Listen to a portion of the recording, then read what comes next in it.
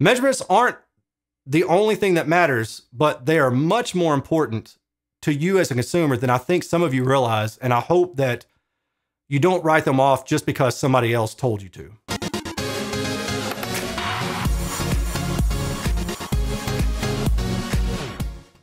From time to time, this conversation about measurements and their usefulness comes up. Now, obviously, I am pro measurement. Obviously, right? I mean, this is kind of what I do. The reason I am pro measurement is because there's a lot of good information in measurements as long as you have the right ones. The majority of measurements up to the last few years have been very basic. They only provide typically on-axis response, maybe a waterfall plot, and an impedance graphic. And that's pretty much it. You can't learn a lot from a speaker's performance by looking at those graphics. You can't. Now, there's a crowd of people within this hobby and this, I won't even say industry, I really will just say this hobby, who don't believe that measurements are useful. Now, I will give you my opinion in saying that the ones who take their time to create videos or make articles about how measurements aren't useful are almost no, I can't think of a single instance where the author or the content creator could reliably, within 10 minutes of me saying, hey, can you measure this speaker, can reliably go and measure the performance of that speaker, even just simply on axis, quasi-anechoic. Which means, and this is exactly what I'm saying, that the ones who are most uninformed and least knowledgeable are the ones who are telling people that measurements don't matter. And that's a problem. Think about it as a consumer. If you're presented with 5 different options, all within your budget of a speaker that you want to buy, would you rather have data that tells you how that speaker sounds with some good degree of reliability, or would you rather just go buy blind and hope that you got the right one?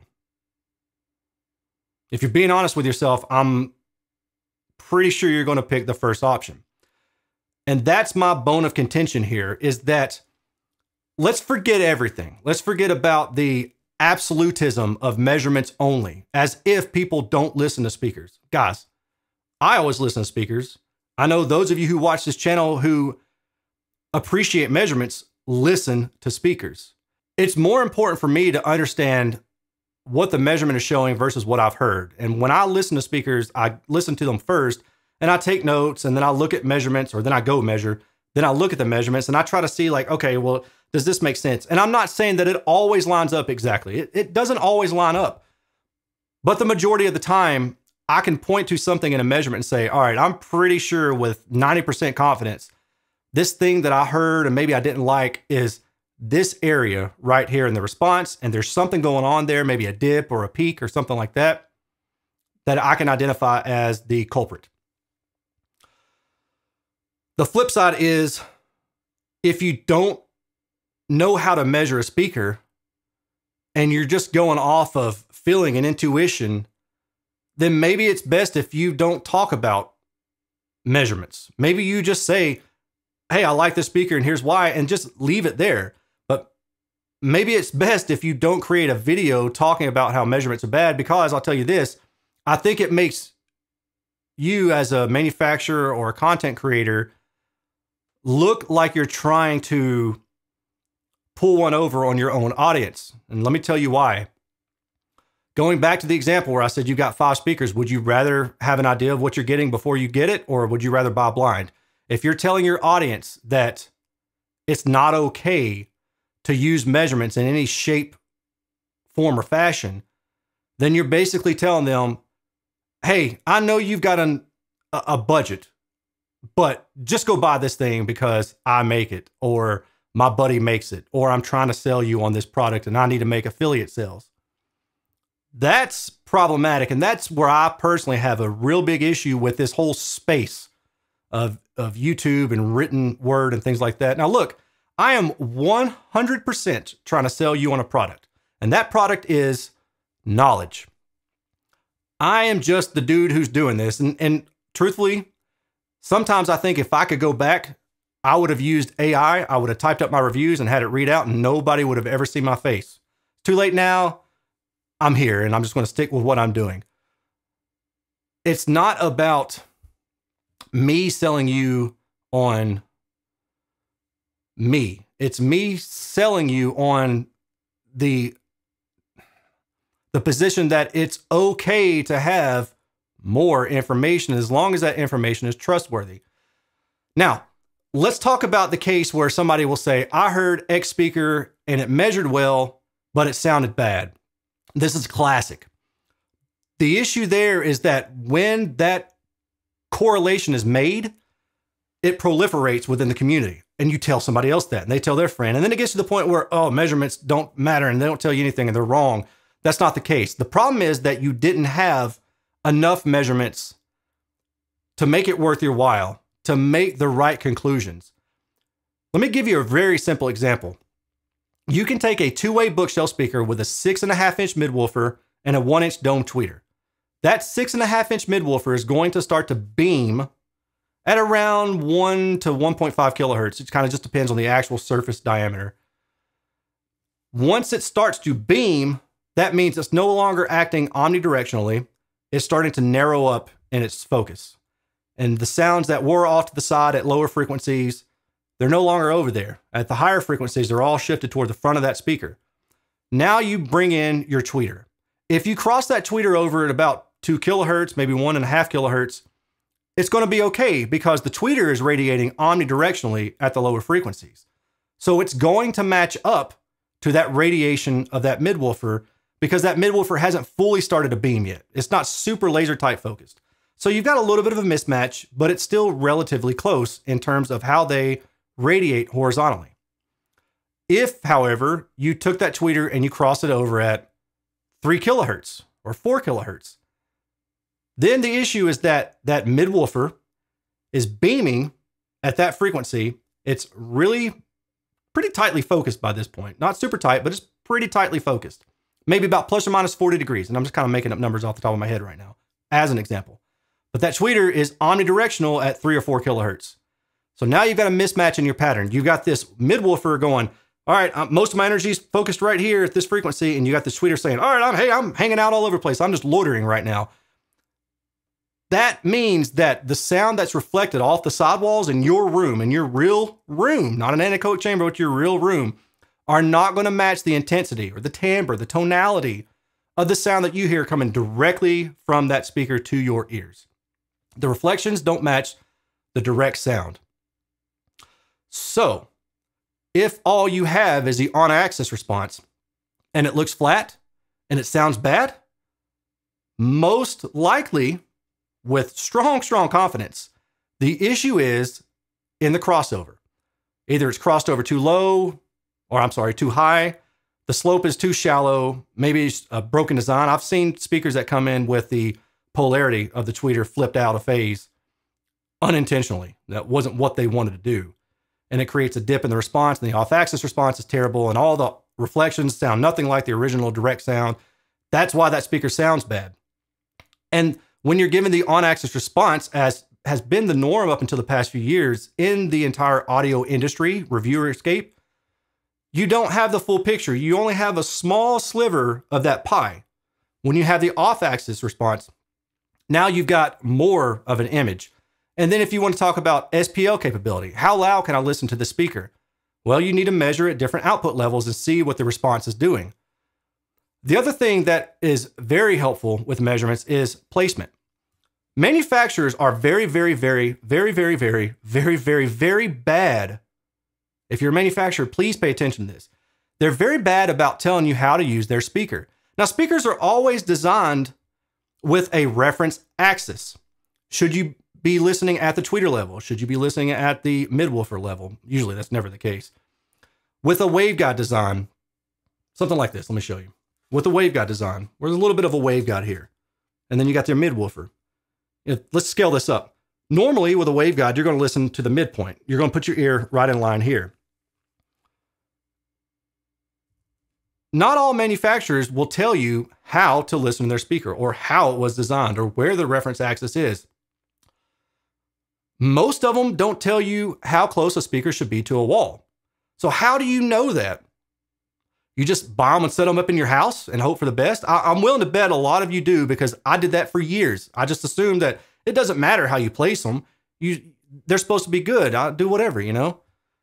Turns out that measurements can show you how best to position a speaker for your specific room. Even if you're like the weirdest room ever, measurements can give you insight into the best placement for the room. And then you can talk about trade-offs. So let's consider a speaker that is designed to be placed near a wall. If I measure it anechoically, it's going to have a trough. 20 kilohertz high frequency over here, bass over here. It's going to be flat, flat, flat, and then it's going to have a bit of a trough, right? Well, that trough is there because it's designed to be close to a wall. And I've seen many speakers that are designed that way, judging by the data, but the manufacturer's information doesn't tell you that. The only way I've ever been able to verify is to reach out to the designer of the speaker and say, hey, by the way, did you intend for the speaker to be placed close to a wall? Yes, I did. Oh, okay, cool. The data backs that up. It makes sense. Got it. And then I try to tell my audience that information. The other thing is sometimes the speaker may be too bright on axis, and it's not designed to be pointed right at you. It's designed to be pointed maybe crossways. Usually that's not the case. Sometimes it's designed to be facing directly straight out into your room with it parallel to the back wall, and that will drop the treble down some.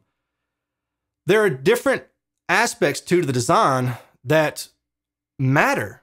And if you don't know that, then you can listen to the speaker in a very suboptimal way, and then you can walk away with a conclusion that doesn't really match what the manufacturer intended for you to hear because it wasn't set up in the way that it should have been set up. And that's not really our fault as a user. That's the manufacturer not doing their job and informing the consumer. And I have suspicions on why that is. Some of that may be just a disconnect between engineering and marketing. Usually that seems to be the case. Other times I feel like if they pigeonhole themselves into a specific setup or placement, then they may not sell as many of that speaker. So they just don't mention it. If you want to talk about soundstage, people will always say, well, how is a measurement going to show me imaging and focus? Well, I can tell you why. There's two primary reasons. One, the radiation width. How much of a sphere of sound is that speaker producing? Is it a lot of energy in the front, to the sides, and to the back? Or is it more focused, more directional toward the front of the speaker? The latter case will typically create a more finely placed or more precise placement of images within a soundstage. It also will typically have a more narrow sounding soundstage, so it may not sound as wide. The latter, a speaker that is truly omnidirectional, is probably going to sound more diffuse. It's going to be harder to locate items within the soundstage, but it's probably going to sound very large. The other factor is speaker matching, left to right. Now, in an ideal world, your speakers come off the factory line and they are precisely matched. I mean, they're dead on the same within a tenth of a decibel. I mean, dead on the same. Well, that doesn't happen. And it's rare that speakers are more within about maybe half a decibel to a decibel. If they're within that range, then they're considered matched by most people in the industry. But even if you had perfectly matched speakers, you put them in a room.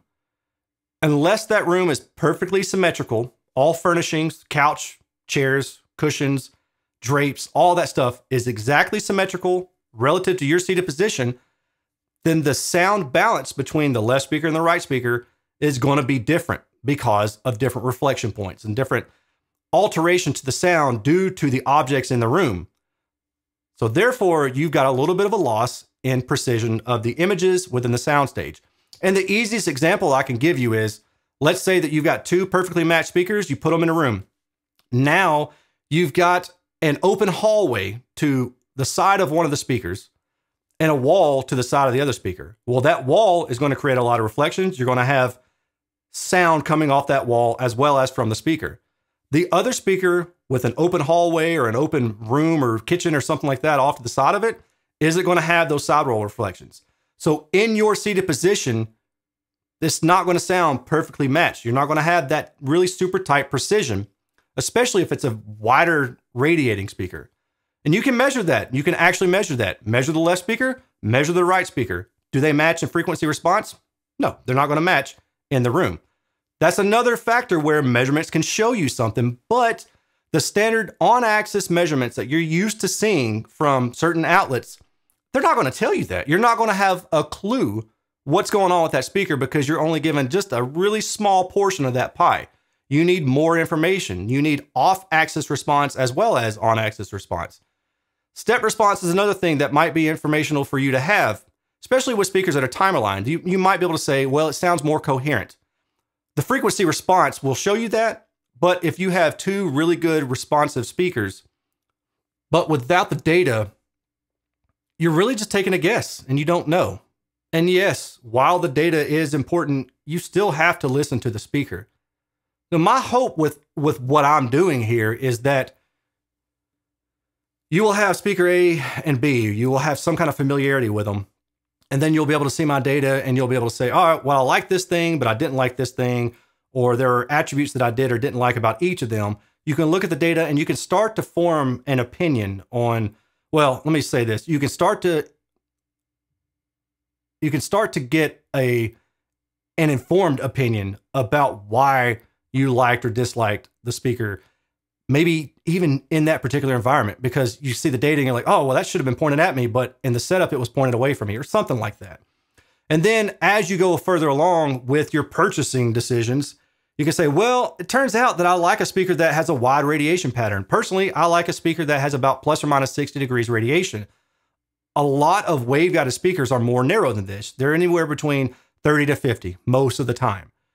Now, I can sit the speaker down and I can listen to it and say it sounds wide, but if I have data, then I can know right away, all right, if it's 30 degrees, I'm probably not going to like it. I'll probably just strike that off the list immediately. Now let's focus on the ones that are maybe 50 to 70, somewhere in that range. I've got me a smaller list, and then maybe I can try those, or I can look for other attributes. The data in comparison format is really what's more helpful there. It's not supposed to be an absolute and stand on its own.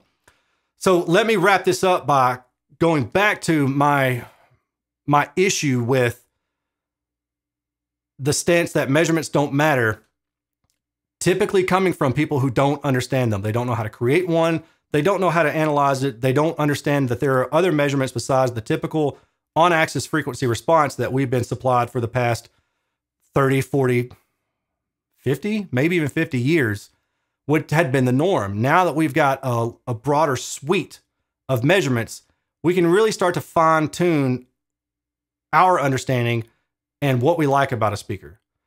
So I hope that this kind of gives you a better idea of why measurements should matter to you and make you pay more attention to those who say that measurements don't matter when they're trying to sell you something. Now, let's talk about full disclosure. I try to sell you on knowledge, and in return, what I hope is that you use one of my affiliate links, a generic one. I don't care if you buy the speaker that I'm reviewing. You can buy something else, or you can buy a box of tissue from Amazon. It doesn't matter to me. My means of trying to generate income off this is just through you saying, I appreciate what you're doing. I'm going to use this affiliate link to go buy whatever it is that I need to buy. Or maybe you'll help me on Patreon, or maybe a video does really well and it might get me $75 instead of $50. This video probably going to make me $50 if I'm lucky. And that's the truth. I'm not trying to sell you specific products that I'm going to become rich off of. I'm trying to sell you on knowledge. And in return, I hope that you watch my videos, you share my videos, you use my affiliate links, you contribute in any way that you feel is helpful and I guess compatible with what you can do, right? And that's it. That's how I try to generate my own income off of doing this. I'm not trying to sell you on a product that I don't like. And I'm always honest about if I like it or not. Sometimes I like a speaker that may not measure well, and I'll explain that. And sometimes my views don't align with others, and that's fine.